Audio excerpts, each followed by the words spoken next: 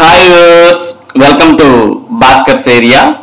AP mega డిఎస్సికి సంబంధించిన ముఖ్యమైన సమాచారంలోకి వెళ్తే ఏపీ మెగా డిఎస్సి 2025కు సంబంధించిన నియామక పత్రాలు ఈ నెల 19వ తేదీన మన ఆంధ్రప్రదేశ్ ముఖ్యమంత్రి నారా చంద్రబాబు నాయుడు గారు అలాగే విద్యాశాఖ మంత్రి నారా లోకేష్ గారి చేతుల మీదుగా ఎవరైతే అభ్యర్థులు సెలెక్ట్ అయ్యారో అటువంటి అభ్యర్థులందరికీ కూడా అందించబోతున్నారు. ఈ కార్యక్రమంలో మొత్తం రాష్ట్ర వ్యాప్తంగా ఉన్నటువంటి ఎమ్మెల్యేలు కూడా పాల్గొనే విధంగా ప్రభుత్వం ఆలోచన చేస్తోంది. మరోపక్క మొత్తం రాష్ట్ర వ్యాప్తంగా ఉన్నటువంటి అభ్యర్థులు కూడా మరి నియామక పత్రాలు అందుకోవడానికి విజయవాడ వెళ్లాల్సిన అవసరం ఉండే అవకాశాలు ఉన్నాయి. మరి దీనికి సంబంధించిన పూర్తి సమాచారాన్ని మనం ఇక్కడ చూడవచ్చు. ఈ నెల 19న మెగా డిఎస్సి అభినందన సభ, అదే రోజు అపాయింట్మెంట్ ఆర్డర్లు. మెగా డిఎస్సిలో ఉపాధ్యాయులుగా ఎంపిక అయిన అభ్యర్థులతో ఈ నెల 19న సీఎం చంద్రబాబు నాయుడు విద్యాశాఖ మంత్రి నారా లోకేష్ సమక్షంలో ప్రభుత్వం అభినందన సభ జరపనుంది. ఈ మేరకు జిల్లా అధికారులకు గురువారం సమాచారం అందింది.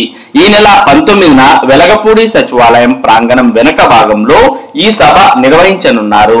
ప్రధానంగా డిఎస్సిలో ఎంపికైన 26 జిల్లాలకు చెందిన 16,374 మంది అభ్యర్థులతో పాటు ఒక్కొక్క అభ్యర్థికి తోడుగా వారి తల్లిదండ్రుల్లో ఒకరికి ఈ సభలో పాల్గొనేందుకు అవకాశం కల్పిస్తారని అధికార వర్గాలు తెలిపాయి. ఈ మేరకు ఏర్పాట్లు చేయాలని విద్యాశాఖ నుంచి జిల్లా అధికారులకు ఆదేశాలు అందాయి. మొత్తం 32,000 మందితో ఈ సభ జరగనుంది. ఈ సభలో అపాయింట్మెంట్ ఆర్డర్లు ఇవ్వనున్నట్లు సమాచారం.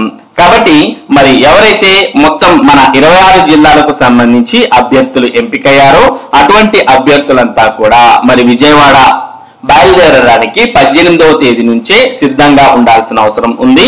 మరి వారి తల్లిదండ్రుల్లో ఎవరైనా ఒకరిని మరి ఈ సభకు అనుమతించే అవకాశం ఉంది. మొత్తంగా 32,000 మందితో ఈ అభినందన సభను నిర్వహించడానికి ప్రభుత్వం ఏర్పాట్లు చేస్తున్నట్టు మరి ఇప్పటికే జిల్లా విద్యాశాఖ అధికారులకు సమాచారం ఇచ్చినట్టుగా కూడా మనం ఇక్కడ చూస్తూ ఉన్నాం. కాబట్టి మరి మెగా డిఎస్సి ఆల్మోస్ట్ ఈ నెల 19వ తేదీతో పూర్తి కాబోతోంది. మరి అదే రోజు అపాయింట్మెంట్ ఆర్డర్లు కూడా ఇవ్వాలని ప్రభుత్వం భావిస్తున్నట్టు మనకి ఇక్కడ చూస్తూ ఉన్నాం. ఇక మరోపక్క స్పెషల్ డిఎస్సి నోటిఫికేషన్ విడుదల చేయాలి అంటూ డివైఎఫ్ఐ ధర్నాలో మాజీ ఎమ్మెల్సీ లక్ష్మణ్ రావు కోరడం జరిగింది. ఇక్కడ చిత్రంలో కూడా చూస్తున్నాం. ధర్నా చేస్తున్న నిరుద్యోగులకు సంఘీభావం తెలియజేస్తున్న లక్ష్మణ్ రావు అంటూ కూడా మరి ప్రత్యేక ఉపాధ్యాయ పోస్టుల భర్తీ కోసం రాష్ట్ర ప్రభుత్వం వెంటనే నోటిఫికేషన్ విడుదల చేయాలని పీడీఎఫ్ మాజీ ఎమ్మెల్సీ కేఎస్ లక్ష్మణ్ రావు డిమాండ్ చేశారు. ఇదే డిమాండ్ తో డివైఎఫ్ఐ రాష్ట్ర కమిటీ ఆధ్వర్యంలో విజయవాడలోని ధర్నా చౌక్ వద్ద గురువారం ధర్నా జరిగింది. ఈ సందర్భంగా లక్ష్మణ్ రావు మాట్లాడుతూ రాష్ట్రంలో ప్రత్యేక అవసరాలు ఉన్న పిల్లలు 86,000 మంది ఉన్నారని తెలిపారు. వీరికి ఉపాధ్యాయులు లేరని పేర్కొన్నారు. జూలై 15వ తేదీలోపు ప్రత్యేక డిఎస్సికి నోటిఫికేషన్ విడుదల చేయాలని సుప్రీంకోర్టు ఆదేశాలు జారీ చేసిందని ఈ సందర్భంగా స్పష్టం చేశారు. ప్రత్యేక విద్యా కోర్సు చదివిన నిరుద్యోగులు నోటిఫికేషన్ కోసం ఏళ్ల తరబడి ఎదురు చూస్తున్నారని చెప్పారు. డైరెక్ట్ రిక్రూట్మెంట్ పద్ధతిలో భర్తీ చేసి వారి శక్తి సామర్థ్యాలను సమాజం కోసం వినియోగించాలని చెప్పారు.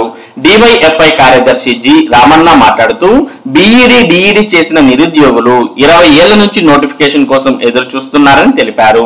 జీవో 13 ప్రకారం 2,260 పోస్టులకు తక్షణమే సిలబస్ ప్రకటించి నోటిఫికేషన్ విడుదల చేయాలని డిమాండ్ చేశారు.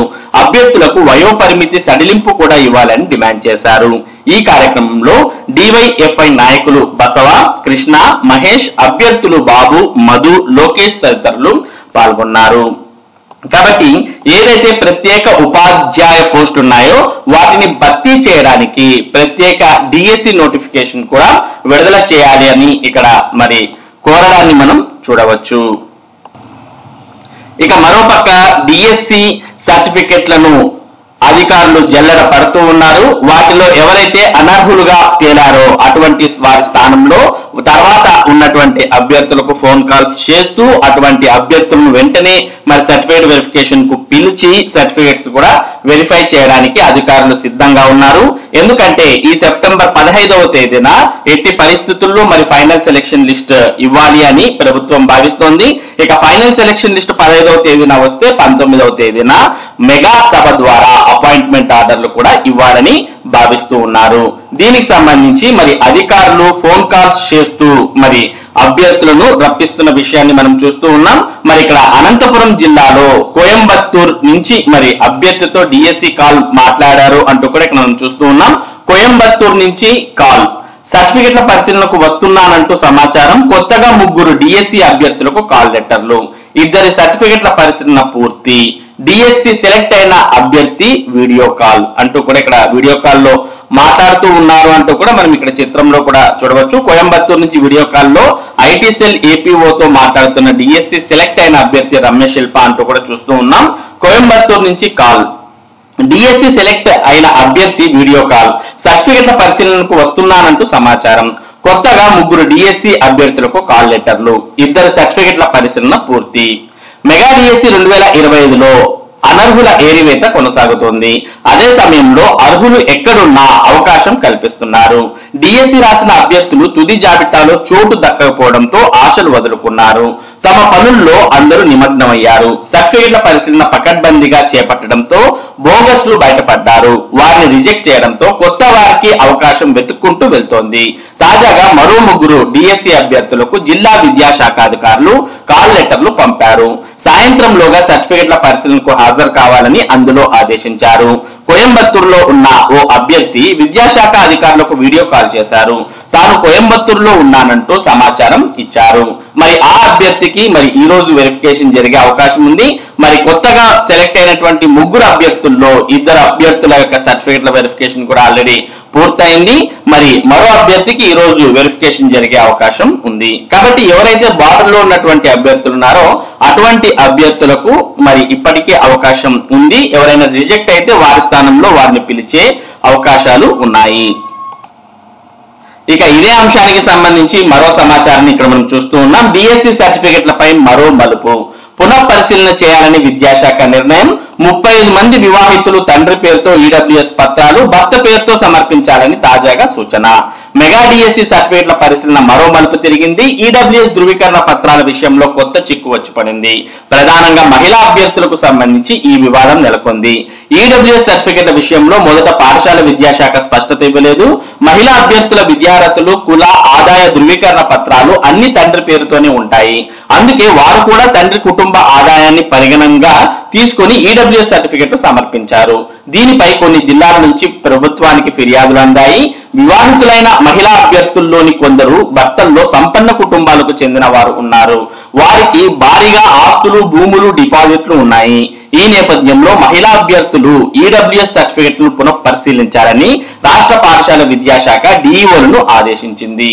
మళ్లీ సర్టిఫికెట్ల కోసం ఉరుకులు పరుగులు. ఈసారి డిఎస్సిలో జెండర్ కాలంలో మహిళలు అయితే వివాహితుల, అవివాహితుల అని స్పష్టంగా అడిగారు. వివాహితులుగా పేర్కొన్న వారికి ఈడబ్ల్యూఎస్ కోటాలో 10% రిజర్వేషన్ కల్పించారు. దీంతో మహిళా అభ్యర్థులు తమ తండ్రి పేరుతోనే ఆ సర్టిఫికెట్లు సమర్పించారు. దీనిపై ఫిర్యాదులు రావడంతో మరోసారి పరిశీలించి జిల్లాలో ఎంపిక జోన్ లో నిలిచిన మహిళా అభ్యర్థుల్లో 35 మంది వివాహితులు ఉన్నట్లు గుర్తించారు. వీరంతా తండ్రి పేరుతో ఈడబ్ల్యూఎస్ సర్టిఫికెట్లు సమర్పించారు. ఈ 35 మంది మళ్లీ తమ భర్తల పేరుతో తాజాగా ఈడబ్ల్యూఎస్ సర్టిఫికెట్లు ఇవ్వాలని విద్యాశాఖ అధికారులు కోరారు. ఎంపిక జాబితాలో ఉన్న వీరు ఉరుకులు పరుగుల మీద మండల రెవెన్యూ అధికారులను సంప్రదించి ఈడబ్ల్యూఎస్ సర్టిఫికెట్లు తెచ్చి సమర్పించారు. గురువారం సాయంత్రానికి 35 మందిలో 2 సర్టిఫికెట్లు మాత్రమే పెండింగ్ లో ఉన్నాయి. మొత్తం మీద సర్టిఫికెట్ల పరిశీలన రోజుకో మలుపు తిరుగుతుండటంతో అభ్యర్థులు గందరగోళానికి గురవుతున్నారు. మొత్తానికి మరి కొద్దిమంది అభ్యర్థులు మరి ఫిర్యాదులు ఇవ్వడంతో ఈడబ్ల్యూఎస్ మహిళా అభ్యర్థుల యొక్క ఈడబ్ల్యూఎస్ సర్టిఫికెట్లను మరోసారి పునఃపరిశీలిస్తూ ఉన్నారు మొత్తం రాష్ట్ర వ్యాప్తంగా. మరి వీటిలో కొద్దిమంది అభ్యర్థుల యొక్క సర్టిఫికెట్స్ అనేవి వారి భర్త పేరుతో తీసుకురావాలి అంటూ పేర్కొనడంతో మరి చాలా మంది మరి వారి భర్త పేరుతో ఈడబ్ల్యూఎస్ సర్టిఫికెట్స్ తీసుకొచ్చి సమర్పిస్తున్న విషయాన్ని మనం గమనిస్తూ ఉన్నాం. మరి ఈ సమాచారాన్ని అంతా మనం గమనించినట్లయితే అధికారులు ఎంత పకడ్బందీగా సర్టిఫికెట్ వెరిఫికేషన్ అనేది నిర్వహిస్తున్నారు అనే విషయం మనకి ఇక్కడ క్లియర్ గా అర్థమవుతుంది.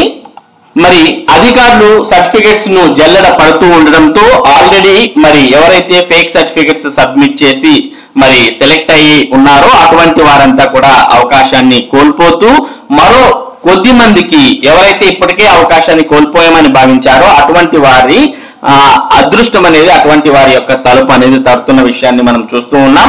ముఖ్యంగా అనంతపురం జిల్లాలోనే మనం ఇప్పుడు చూసాం, 3 రిజెక్ట్ అవడంతో ఆ 3 స్థానంలో మరో 3 కొత్త వారిని పిలిచి సర్టిఫికేట్ వెరిఫికేషన్ నిర్వహించడాన్ని కూడా మనం చూస్తూ ఉన్నాం. మరి ఇవి ఈ రోజు ఉన్నటువంటి మెగా డిఎస్సికి సంబంధించిన ముఖ్యమైన అంశాలు. ఇటువంటి ముఖ్యమైన సమాచారం టెట్ మరియు డిఎస్సికి సంబంధించిన అప్డేట్స్ ను భాస్కర్ ఏరియా ఎప్పటికప్పుడు మీకు అందిస్తూ ఉంటుంది. మరి టెట్ మరియు డిఎస్సి అప్డేట్స్ ఎప్పటికప్పుడు మీరు పొందడానికి మన భాస్కర్ ఏరియా యూట్యూబ్ ఛానల్ కు సబ్స్క్రైబ్ అవ్వండి.